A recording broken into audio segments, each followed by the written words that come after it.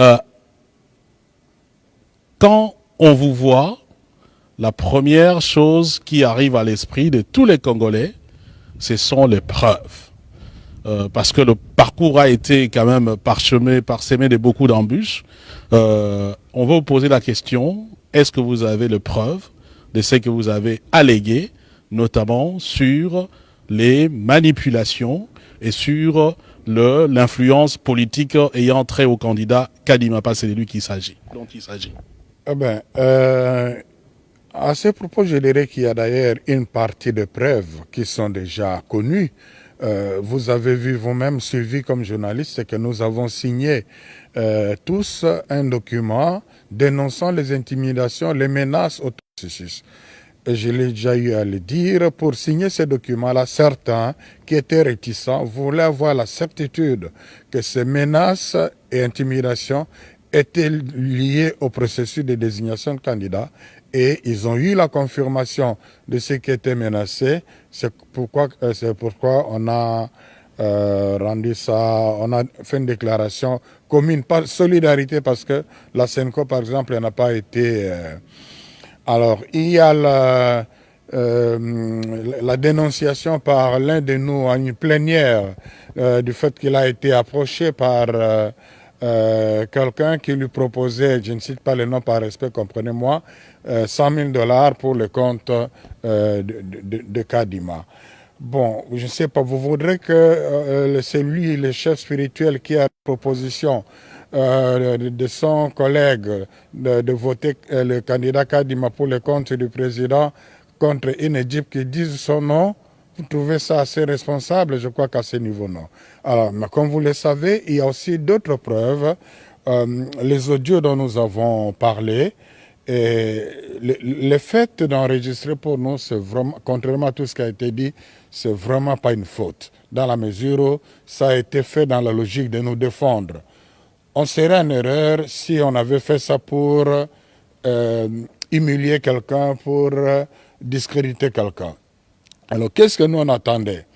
On a fait savoir, et au président de l'Assemblée nationale, on a lancé les messages, même à la direction du président de la République, qu'on avait des enregistrements de preuves délicates, qu'on ne souhaitait pas le rendre public, mais s'il voulait voir la vérité, de tout ce que nous alléguons, eh bien, il n'avait qu'à nous recevoir pour avoir ces preuves-là. Ni le président de l'Assemblée nationale, que nous avons rencontré plusieurs fois, n'a été intéressé à accéder à ces preuves, ni du côté de la présidence. Donc, un refus d'être au courant de ce qui s'est passé effectivement, pour ne pas être embarrassé. C'est ce que nous comprenons. Mais Monsieur l'abbé, maintenant, si on prend déjà ce point-là, on a suivi beaucoup de choses. Finalement, on vous a présenté comme un manipulateur, comme quelqu'un qui ne dit pas la vérité par rapport à ses audios. J'ai suivi, par exemple, le professeur Mbata qui considère que non, vous n'en avez pas, parce que vous ne les avez pas à présenter. Finalement, le travail que vous faites, que ce soit au niveau de l'Assemblée nationale, que ce soit au niveau de la présidente de la République ou de vous-même, c'est au nom du peuple que vous le faites. Parce que ceux-là ne veulent pas entendre parler, ou même ils ne veulent pas les avoir. On connaît peut-être les raisons. Pourquoi vous ne les mettriez pas à la disposition du peuple, tout simplement? Comme ça, au moins, vous aussi, vous êtes lavé par rapport à tout ce qu'on dit de vous. Bon, je crois que c'est question de responsabilité. Nous sommes des représentants des institutions. Avant que ça devienne une affaire dans le grand public, il faudra au moins que ceux que nous représentons, tous puissent être au courant de cela. Au niveau du bureau, les autres ont écouté ça, donc là, pas de problème. Mais ce serait irresponsable pour nous sans que les évêques, par exemple, pour le compte de la SENCO, aient pris connaissance de cela, évalué, qu'on trouve ça dans la rue. Non, les preuves sont là et on n'est pas pressé parce que on n'est pas là pour humilier quelqu'un. On est par rapport aux interprétations, aux accusations. Là, franchement, moi, quand ma conscience me reproche rien, je suis tranquille. Il arrivera peut-être, je dis bien peut-être parce que ça dépendra aussi de l'appréciation de la hiérarchie, un cadre où on va vous démontrer qu'on a été... C'est l'histoire du pays qui s'écrit. C'est l'histoire. Maintenant que finalement le processus est allé comme il est allé, vous ne vous êtes pas entendu avec les autres confessions religieuses. Aujourd'hui, Félix Tshisekedi a validé Kadima. Est-ce que vous pensez que ça vaut encore la peine de garder ces preuves que vous avez, sinon finalement vous portez la responsabilité dans une certaine mesure de considérer que vous n'avez pas dit la vérité? Non, je crois que je vous ai dit la question de la stabilité. Je vous ai dit les cadres dans lesquels nous on voulait exploiter ces preuves-là. Ces cadres ne nous ont pas été donnés. Vous comprenez? Et donc, c'est pas que nous on a refusé de donner des preuves. Oh, si la commission dite paritaire était voilà, c'est pour répondre au professeur Mbata, était une commission mise en place légalement, on le ferait. Mais à répondre à l'invitation du professeur Mbata, ce serait régulariser quelque chose vraiment d'illégal. Non, Fabien, ce n'est pas à notre niveau que nous allons nous engager à marcher sous les lois du pays. Alors, vous voulez dire tout simplement que si vous n'avez pas donné ces histoires-là au professeur Mbata, c'est parce que déjà lui-même, en tant que commission paritaire, ou président de la commission paritaire, était illégal. C'est vous qui dites commission paritaire. Si l'ECC et la SENCO, nous n'avons pas répondu à son invitation parce qu'on ne reconnaît pas dans cette commission la régularité, la commission paritaire telle que voulue dans la loi électorale.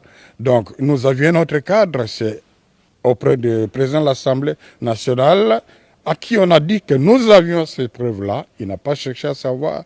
Et la présidence, jusque-là, on ne l'a pas rencontré dans ces cadres-là. Alors, vous avez suivi le discours de Félix Tshisekedi, validant Denis Kadima. Et dans son discours, il estime que le processus a été régulier. Est-ce votre point de vue ou bien vous estimez que c'est un forcing? Bon, je crois que le mal est fait, il faut le dire la chose en ce sens-là. Il y a eu suffisamment de communication pour montrer que la loi n'a pas été respectée, notamment l'article 10, l'article 12 de la loi électorale, et ce regrettable. On aurait dû mieux faire peut-être de modifier la loi que de marcher sur la loi. Et là, la réalité nous rattrapera. Alors, quand vous dites que le mal est fait, vous considérez que finalement on ne peut plus faire demi-tour? Ou bien vous considérez que quand on dit le mal est fait, vous prenez acte? L'expression prendre acte, j'ai horreur de le dire parce que les Congolais interprètent ça de plusieurs façons. Nous sommes en train de regretter que ce que nous avons voulu éviter pour ne pas tomber dans une grande crise est arrivé. C'est dans ce sens-là que je dis le mal est fait. Alors, si on va tout droit dans une crise que nous avions voulu éviter, nous n'en porterons pas la responsabilité. C'est tout. Maintenant, à ce stade, de votre point de vue, il y a crise ou il n'y a pas crise, monsieur l'abbé? C'est aux Congolais d'observer s'il y a crise ou il n'y a pas crise. Ce n'est pas à nous de définir la crise, d'inventer la crise, mais il y a quand même des signaux qui montrent, qui ne rassurent pas. Alors maintenant, quand on vous voit, les gens se rappellent de 2006, une position qui n'a pas été suivie, et Kabila a organisé les élections, les résultats que l'on connaît. 2011, la même façon. On a organisé les élections. 2018, la même façon. Les élections ont été organisées. Il n'y a jamais, là je compte, ça fait 3. Il n'y a jamais 304. Donc les gens se disent, mais finalement, l'Église catholique, maintenant avec l'Église du Christ au Congo, finalement, on arrivera au même résultat. Mais d'abord, c'est mal comprendre le travail et la mission de l'Église catholique maintenant avec le CC. L'Église catholique et le CC ne remplacent pas le peuple congolais. Nous sommes là comme des pasteurs de gens qui donnent la lumière, qui donnent les orientations pastorales. C'est à chacun de prendre ses responsabilités. Mais c'est intéressant quand même de revisiter le passé comme vous avez évoqué. Finalement, par rapport à la suite des événements, qui a raison, qui a tort? Les élections qu'on a eues, parce que ce n'est pas la première fois que la SENCO, par exemple, récuse le candidat président à la CENI. On n'a pas tenu compte de cela. Quel résultat on a récolté? Je crois que c'est la toute première fois que 2 ans avant les élections, qu'on vive ce climat ici, c'est la toute première fois que la désignation du candidat président de la CENI ait causé autant de problèmes. Et on va dans quelle direction? C'est toute la question que nous nous posons. Alors, est-ce qu'au niveau de la SENCO est unie par rapport à l'évolution de la situation, ou bien finalement, entre évêques, les violons ne s'accordent pas non plus? Moi, je suis porte-parole des évêques. Je suis à l'aise parce que jamais, mais alors jamais, un évêque a contesté ce que j'ai dit, prétendant que ce n'est pas la pensée des évêques. Donc, quand je prends la parole, j'ai toujours, et ça c'est une grâce que le Seigneur m'a donnée, j'ai toujours en tête les différents messages des évêques en rapport avec le sujet. Pour cette question ici, je ne connais pas un évêque qui s'est exprimé dans le sens d'une position contraire à celle de la SENCO, exprimée dans les rapports conjoints SENCO-ECC, rapport global du processus électoral.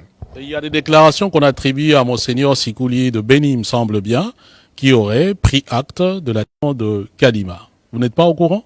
Oui, ben écoutez, vous savez que depuis un certain temps, on a construit une industrie des mensonges qui va dans tous les sens. J'ai lu ça et comme porte-parole des évêques, j'ai cherché à vérifier. Je suis entré en contact avec Monseigneur Sikuli, le président de la SENCO qui est avec moi, a parlé avec lui. Je crois que si vous allez dans le site de la SENCO, vous verrez qu'on a extrapolé, on a fait dire à l'évêque ce qu'il n'a pas dit. L'évêque a d'ailleurs attesté l'irrégularité du processus, mais l'évêque a dit quand même que, quelle que soit la situation, le bien reste le bien, la SENCO continuera sa mission d'être la voix des sans-voix. Alors la dernière question, on a vu avec le cas Malonda, le cardinal monter au créneau, appeler le peuple à se tenir prêt pour barrer la route à une quelconque imposture. Mais il me semble bien qu'ici, avec Kadima, c'est motus bouche cousue. Avez-vous peur de l'UDPS ou de Tshisekedi? Vous n'aviez pas eu peur de ceux qui étaient derrière Malonda? Bon, je crois que si vous avez lu le rapport global du processus de désignation des animateurs de la CENI, rapport signé par son Excellence Monseigneur Marcel Outembi et le révérend Dr André Bokondoa, et la recommandation qui a été faite au peuple congolais, c'est d'exercer sa souveraineté, c'est de barrer légalement la route à quiconque voudrait prendre en otage le processus électoral. Qu'est-ce que le cardinal ajouterait encore en plus de cela?